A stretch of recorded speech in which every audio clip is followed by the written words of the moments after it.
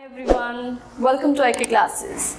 We are doing Indian Economic Development, chapter number 1, Indian Economy on the Eve of Independence, and today's topic is Industrial Sector on the Eve of Independence. This is the 4th number video of Indian Economic Development and the students जो first, second and third video है उनके जो link है वो मैंने description box में दे दिए हैं और आप वो वीडियोस भी ध्यान से देखना और चैप्टर को आप थॉरली समझना। अगर कोई डाउट है you can ask me in comment section. And जो मैक्रो सेक्शन की वीडियो है, मैक्रो इकोनॉमिक्स की वीडियोस है, वो सारी की सारी अपलोड हो चुकी हैं। उसका भी मैंने chapter wise link description box में दे दिया है and you can check those videos also and you can understand macroeconomics also. Now let's do industrial sector on the eve of independence.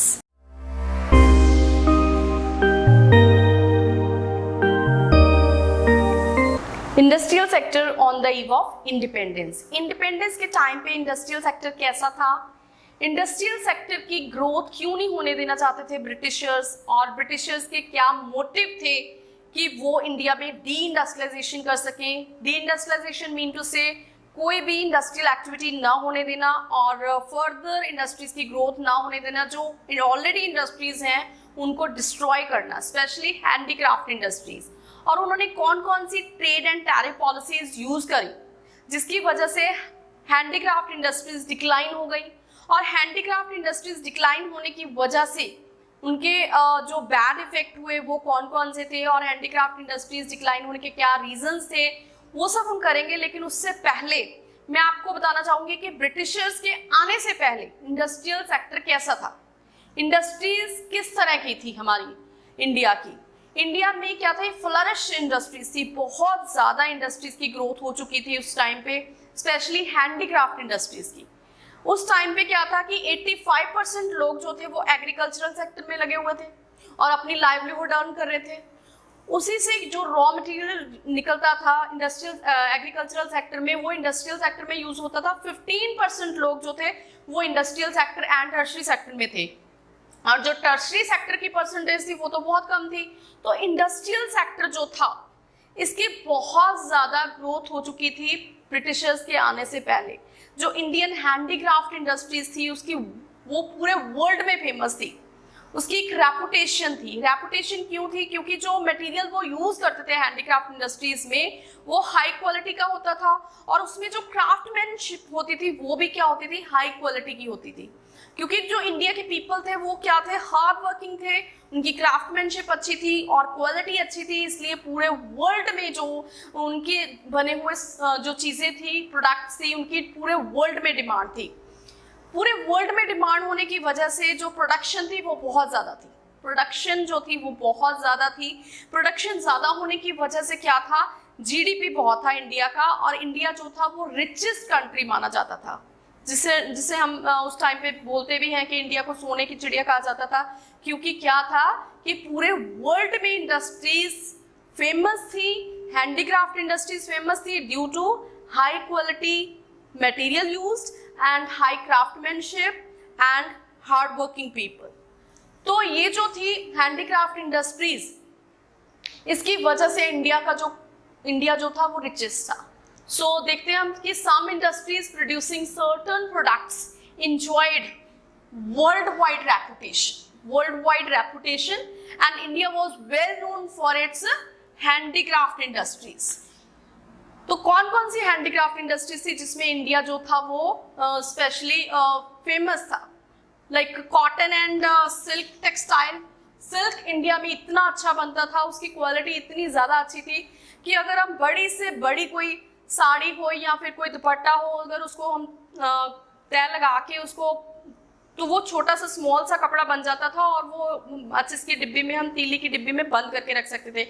इतनी ज़्यादा अच्छी क्वालिटी थी उन चीज़ों की। एंड जो पॉटरी आर्टिकल्स था उसके ऊपर जो कलाकारी होती थी, battle and precious stone work था, स्टोन कार्विंग था, वुडन कार्विंग था। इंडिया की जो ज्वेलरी है जिसमें उसमें बहुत बारीकी का काम होता था वो बहुत ज़्यादा पॉपुलर थी। ब्रास एंड कॉपर वर्क भी इंडिया में किया जाता था। ये सारी जितनी भी प्रोडक्ट्स बनती थी उनकी पूरे वर्ल्ड में क्या थी, डिमांड थी। एक्सपोर्ट्स बहुत ज्यादा होते थे। तो ये सारी चीजें जो थी वो ब्रिटिशर्स नहीं बना पाते थे, क्योंकि एक तो ब्रिटिशर्स जो थे उनके पास ऐसा रॉ मटेरियल नहीं था, दूसरा उनके पास क्राफ्टमैनशिप अच्छी नहीं थी, और लोग भी जो थे पूरी तरह हार्ड वर्किंग नहीं थे। इस वजह से जो इंडिया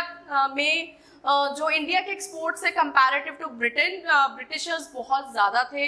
तो ब्रिटिशर्स इन इंडस्ट्रीज की ग्रोथ नहीं चाहते थे, क्योंकि अगर वो अगर इंडिया में इन इंडस्ट्रीज की ग्रोथ होती रहती तो इंडिया में इंडस्ट्रियल सेक्टर की ग्रोथ बहुत ज़्यादा हो जाती, और जो ब्रिटिशर्स का एम था, ब्रिटिशर्स ने तो इंडिया से बेनिफिट लेने थे, तो वो नहीं ले पाते।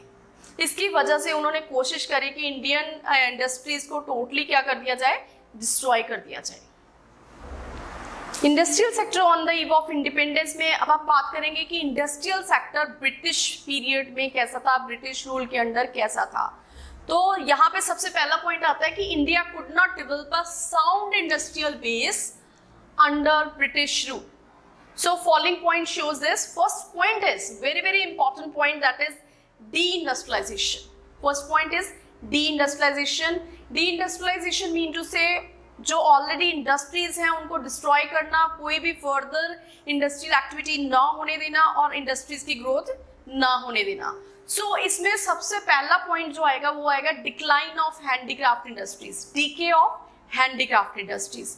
So British government systematically destroyed Indian handicraft industries and no modern industrial base was allowed to come up. तो यहाँ पे बात होगी कि इंडिया में जो डी-इंडस्ट्रियलाइजेशन हुआ उसके पीछे मोटिव क्या था। यहाँ पे टू फोल्ड मोटिव है, twofold motive behind deindustrialisation.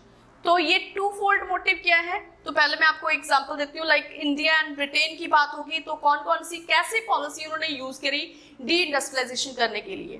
तो इंडिया, ब्रिटिशर्स ने देख लिया था कि इंडिया में क्या है, रॉ मटेरियल्स बहुत ज़्यादा हैं और हाई क्वालिटी के हैं, तो इंडिया को उन्होंने क्या बना के रख दिया, एक मियर सप्लायर ऑफ रॉ मटेरियल। तो वो क्या करते थे, इंडिया से रॉ मटेरियल्स ले जाते थे, यानी इंडिया जो एक्सपोर्ट करता था ब्रिटेन को रॉ मटेरियल्स एक्सपोर्ट करता था एट चीपर रेट्स। वो इंडिया से रॉ मटेरियल्स को चीपर रेट्स पे ले जाते थे ब्रिटेन में, और ब्रिटेन में जो इंडस्ट्रीज की ग्रोथ हो रही थी उस टाइम पे, इंडस्ट्रियल रेवोल्यूशन आया हुआ था ब्रिटेन में, तो वो इंडस्ट्रीज के लिए उनको रॉ मटेरियल चाहिए होता था। तो उन्हीं रॉ मटेरियल्स को यूज करके वो फिनिश प्रोडक्ट्स बनाते थे, और फिनिश प्रोडक्ट्स को वो इंडिया की मार्केट्स में ही सेल करते थे। मीन टू से इंडिया को इंपोर्ट करना पड़ता था जो भी सामान, जो भी प्रोडक्ट्स वो ब्रिटिश कंपनीज जो थी वो बनाती थी, इंडिया को क्या करना पड़ता था, इंपोर्ट करना पड़ता था, वो भी एट हायर रेट्स।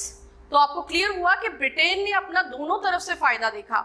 अगर वो ब्रिटेन की तरफ सामान प्रोडक्ट्स लेके जा रहे हैं, वो एट चीपर रेट्स पे लेके जा रहे हैं, रॉ मटेरियल्स लेके जा रहे हैं एट चीपर रेट्स पे, और उन्हीं चीज़ों को यूज़ करके वो इंडिया में क्या कर रहे हैं, एट हायर रेट्स पे उनको इंडिया की मार्केट में सेल कर रहे हैं। यानी इंडिया एक्सपोर्ट भी कर रहा है, एक्सपोर्ट कर रहा है at cheaper rates, and import कर रहा है, वो क्या कर रहा है, एट हायर रेट्स। इसका मतलब इंडिया का क्या हो गया, ड्रेनेज ऑफ वेल्थ हो गया। इंडिया को दोनों तरफ से लॉस हो रहा था, और ब्रिटेन कंपनीज थी, ब्रिटेन था, उनको दोनों तरफ से क्या हो रहा था, बेनिफिट्स हो रहे थे। तो इसकी मैं एग्जांपल देती हूँ। जैसे इंडिया से ब्रिटिशर्स 1000 रुपीज के रॉ मटेरियल्स ले गए, 1000 रुपीज के रॉ मटेरियल्स लाइक कॉटन ले गए, cotton as a raw material. Cotton उन्होंने ले लिया और उन्हीं की उन्होंने फिनिश प्रोडक्ट्स बनाई, और इंडिया के मार्केट में उसको कितने में बेच दिया, 10,000 रुपीज में बेच दिया। इसका मतलब टोटल 9,000 रुपीज का प्रॉफिट जो है वो उनको हो रहा है। ठीक है, तो इसका मतलब क्या था, ब्रिटेन जो था वो दोनों तरफ से क्या कर रहा था, बेनिफिट ले रहा था। तो यही था उनका twofold motive behind deindustrialisation. इसकी वजह से हैंडीक्राफ्ट इंडस्ट्रीज क्या हुई, डिक्लाइन हुई। तो टू फोल्ड मोटिव क्या है, first point is to get raw materials from India at cheaper rates for their industries in Britain, and to sell finished products of British industries in Indian market at higher prices. First point de-industrialization में point है decay of handicraft industry. Decay of handicraft industries के reasons क्या थे, वो देखेंगे हम। First point है discriminatory tariff policy of the state. Britishers ने टैक्सेस जो लगाते हैं इंपोर्ट एंड एक्सपोर्ट के ऊपर, उसमें क्या रखा, डिस्क्रिमिनेशन रखा। डिस्क्रिमिनेटरी पॉलिसी मीन टू से भेदभाव वाली पॉलिसी, किसी कंट्री के लिए कितना टैक्सेस रखे और किसी कंट्री के लिए कितने टैक्सेस रखे। तो ये डिस्क्रिमिनेटरी ट्रेड पॉलिसी क्यों थी? उन्होंने जो इंडस्ट्रीज थी ब्रिटेन में, वो उनकी ग्रोथ हो रही थी, मतलब इंडस्ट्रियल रेवोल्यूशन आया हुआ था, तो इंडस्ट्रीज की डेवलपमेंट के लिए, ग्रोथ के लिए उनको क्या चाहिए थे, रॉ मटेरियल चाहिए थे। तो उन्होंने क्या देख लिया कि they found India as a lucrative source of raw material and promising market for their finished products. तो उन्होंने क्या करा, ट्रेड पॉलिसी यूज करी। A discriminatory trade policy was pursued. It allowed tariff-free export of raw material from India and tariff-free import of British industrial products into India, but placed a heavy duty on export of Indian handicraft industries. तो कहने का मतलब क्या था, अगर India और Britain के बीच में एक्सपोर्ट इंपोर्ट हो रहा है, तो अगर इंडिया से एक्सपोर्ट हो रहा है रॉ मटेरियल का, वो भी क्या होगा, उसके ऊपर कोई टैक्स नहीं होगा, नो टैरिफ्स, कोई ड्यूटी नहीं लगेगी, कोई हैवी ड्यूटी नहीं लगेगी, मतलब फ्री टैक्सेस। मतलब कहने का मतलब क्या है, कोई टैक्स नहीं लगेगा इंडियन एक्सपोर्ट्स के ऊपर, जो कि रॉ मटेरियल्स हैं वो इंडिया से कहाँ कर रहे हैं, ब्रिटेन को एक्सपोर्ट कर रहे हैं। और जो ब्रिटेन है, ब्रिटेन उन्हीं चीज़ों की फिनिश प्रोडक्ट्स बना के इंडिया में सेल कर रहा है, यानी इंडिया इंपोर्ट कर रहा है, वो भी क्या है, टैरिफ फ्री है। तो इंडिया एक्सपोर्ट भी फ्री कर रहा है और इंपोर्ट भी फ्री कर रहा है। तो कहने का मतलब क्या है इससे, और ब्रिटिशर्स ने एक मेन बात क्या करी कि जब भी इंडिया दूसरी कंट्रीज को अपनी चीजें, हैंडीक्राफ्ट इंडस्ट्रीज एक्सपोर्ट करता था, उसके ऊपर उन्होंने क्या कर दिया, हैवी ड्यूटी लगा दी, यानी कि बहुत ज्यादा टैक्सेस लगा दिए, मतलब 50% टैक्सेस। तो वो चीजें जो थी वो बहुत कॉस्टली हो गई थी। तो इंडिया में तो उनकी कॉस्ट अगर हाई हो गई है और साथ ही साथ वो फॉरेन कंट्रीज में भी उनकी कॉस्ट हाई हो गई है, तो उनको कोई भी बाय नहीं करेगा। इससे क्या हुआ, India lost domestic and foreign market for there handicrafts. तो कहने का मतलब क्या था, इंडिया की हैंडीक्राफ्ट्स इसी वजह से क्या हुई, डिक्लाइन हुई, क्योंकि उनकी कोई मार्केट नहीं थी अब, क्योंकि वो कॉस्टली पड़ रही थी, टैक्सेस हैवी ड्यूटी होने की वजह से वो कॉस्टली थी, इसलिए कोई इसको बाय नहीं करता था।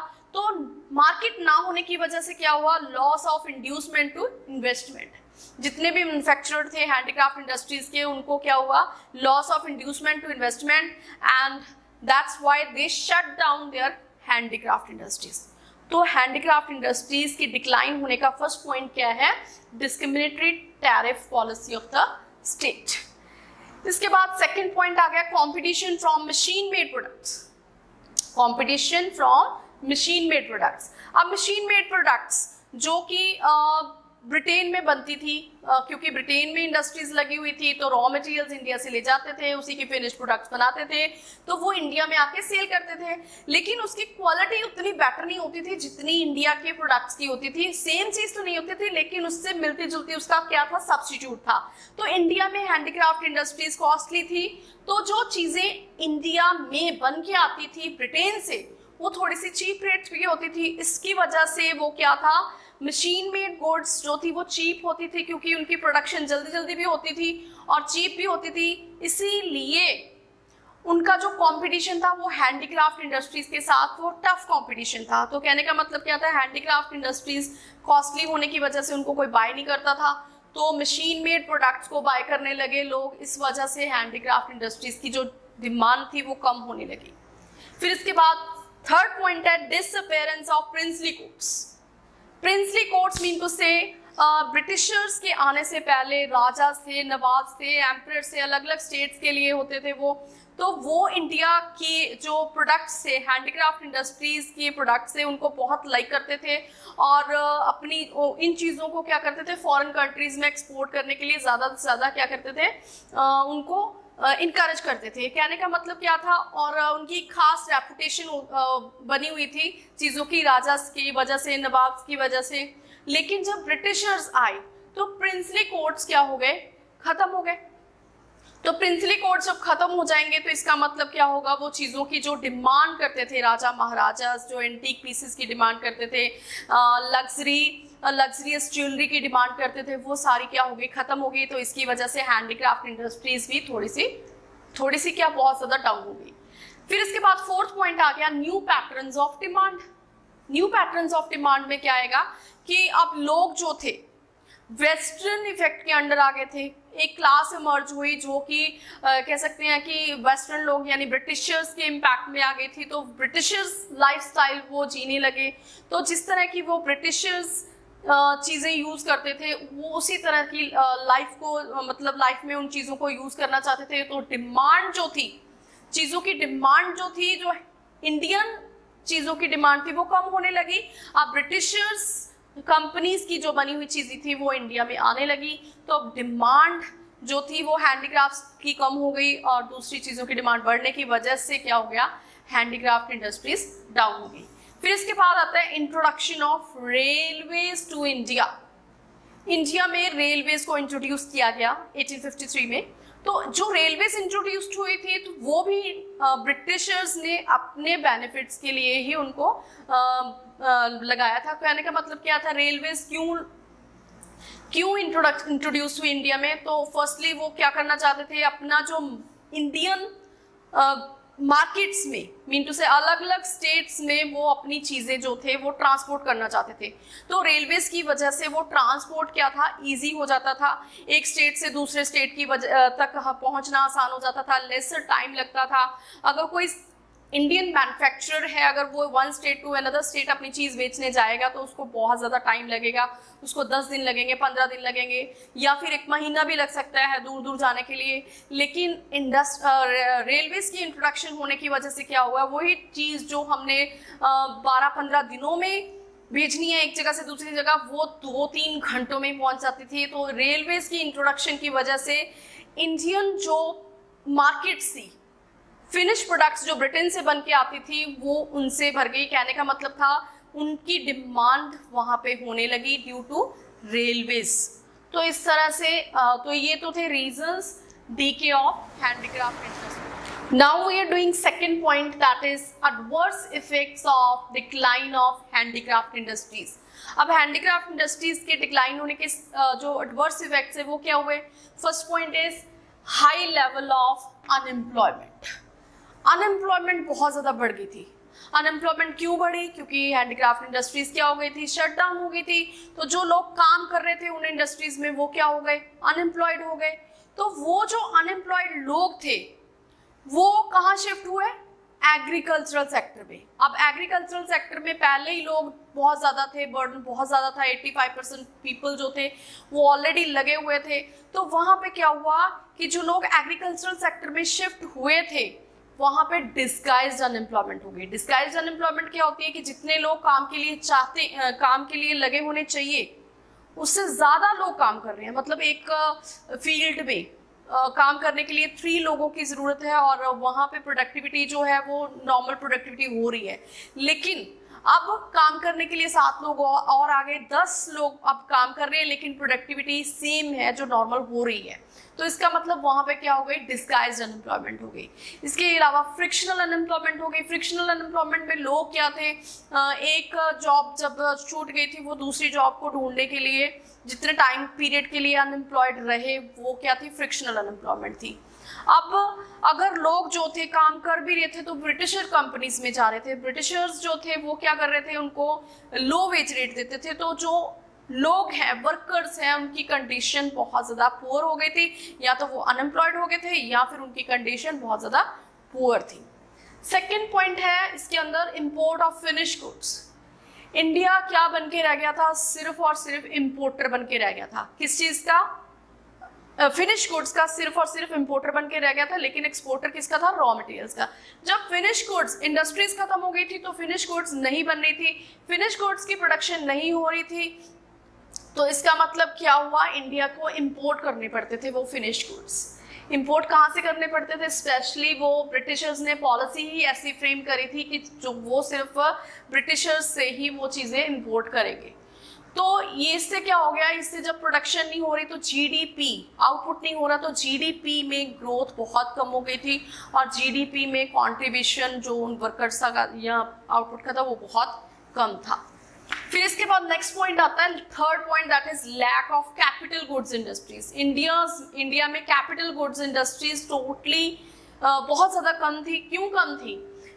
तो पहले तो हम देख लेते हैं कैपिटल गुड्स इंडस्ट्रीज क्या होती है। Capital goods industries refers to those industries which can produce machine tools and equipments for further production. अब इंडस्ट्रीज फर्दर और इंडस्ट्रीज को डेवलप करने के लिए और इंडस्ट्रीज की ग्रोथ करने के लिए हमें कैपिटल गुड्स इंडस्ट्रीज की जरूरत पड़ती है। कैपिटल गुड्स इंडस्ट्रीज क्या है? जो कि मशीन टूल्स और हैवी इक्विपमेंट्स प्रोड्यूस करती हैं। तो ये क्या था कि ब्रिटिशर्स ने इन कैपिटल गुड्स इंडस्ट्रीज की तरफ इनको मतलब डेवलप करने में कोई ध्यान नहीं दिया। Britishers wanted Indians to be dependent on Britain for supply of capital goods and heavy equipments. वो चाहते थे कि वो सिर्फ और सिर्फ इंडियन सिर्फ ब्रिटेन के ऊपर ही डिपेंड करें। फिर इसके बाद नेक्स्ट पॉइंट आ गया, लो कंट्रीब्यूशन टू जीडीपी। अब मैंने यहाँ पे पॉइंट क्लियर किया है कि जब फिनिश गुड्स बन ही नहीं रहे हैं, न्यू इंडस्ट्रीज जो थोड़ी बहुत सेटअप हुई थी, ब्रिटिशर्स ने जो सेटअप करी थी वो अपने फायदे के लिए करी थी, तो इसमें जो प्रोडक्शन हो रही थी, आउटपुट हो रहा था, उससे क्या था, जीडीपी में कंट्रीब्यूशन जो था बहुत कम था। फिर इसके बाद नेक्स्ट पॉइंट आ गया, limited role of public sector. Public sector जो था वो मेन ड्रॉबैक था इंडस्ट्रियल सेक्टर को। इंडस्ट्रियल सेक्टर का मेन ड्रॉबैक था कि जो पब्लिक सेक्टर था उसका रोल जो था इंडस्ट्रियल सेक्टर की डेवलपमेंट के लिए वो बहुत कम था। The public sector remain confined only to the railways, power generation, communication and ports only. So ये तो थे 5 पॉइंट्स जो शो कर रहे हैं कि इंडस्ट्रियल सेक्टर जो था, Indian industrial sector on the eve of independence. फिर इसके बाद धीरे धीरे क्या हो गया, मॉडर्न इंडस्ट्रीज सेटअप होनी शुरू हुई। ठीक है जी, modern industries due to initiative of private sector. Private sector ने अब थोड़ा सा ध्यान देना शुरू किया है, तो modern industries started to come up during the second half of 19th century. 19th century के सेकेंड हाफ में क्या होने लगा, मॉडर्न इंडस्ट्रीज सेटअप होने शुरू हुई। किसकी वजह से? इनिशिएटिव ऑफ प्राइवेट सेक्टर की वजह से। तो सबसे पहले जो इंडस्ट्रीज आई थी वो क्या थी, cotton textiles and jute mills. तो जो कॉटन टेक्सटाइल इंडस्ट्रीज थी मेनली कहाँ लगी, गुजरात एंड महाराष्ट्र में, और इसके ऊपर जो डोमिनेंस थी वो इंडियंस की थी। इंडियन डोमिनेट कर रहे थे टेक्सटाइल, कॉटन टेक्सटाइल इंडस्ट्रीज को। फिर इसके बाद आ गया जूट मिल्स। जूट मिल्स जो थी वो सेनेगल में लगाई गई और जो फॉरेनर्स ने इसको डोमिनेट किया हुआ था। फिर इसके बाद मोस्ट इम्पॉर्टेंट जो इंडिया में इंडस्ट्रियल सेक्टर की थोड़ी बहुत ग्रोथ होने लगी वो टिस्को की वजह से होने लगी। टिस्को क्या थी?